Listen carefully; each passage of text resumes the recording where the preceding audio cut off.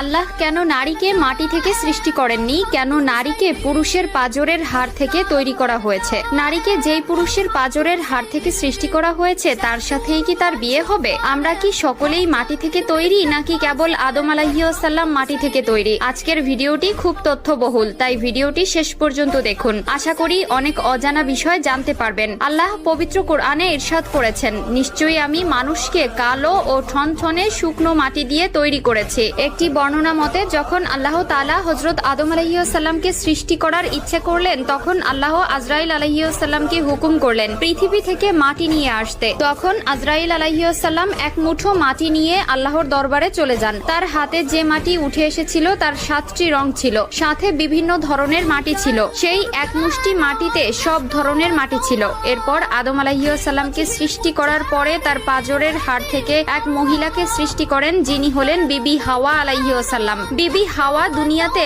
আগমনকারী প্রথম নারী ছিলেন। হযরত আবু হুরায়রা রাদিয়াল্লাহু তাআলা আনহু হতে বর্ণিত, মহানবী সাল্লাল্লাহু আলাইহি ওয়াসাল্লাম বলেছেন, যে ব্যক্তি আল্লাহ ও আখিরাতের প্রতি বিশ্বাস রাখে সে যেন তার প্রতিবেশীকে কষ্ট না দেয় এবং নারীর সাথে সৎ ব্যবহার করে। নারীদের সাথে তোমরা খারাপ আচরণ করো না, কেননা নারীদেরকে পুরুষের পাঁজরের বাঁকা হাড় থেকে সৃষ্টি করা হয়েছে। পাঁজরের সবচেয়ে বাঁকা হাড় হচ্ছে উপরের অংশ।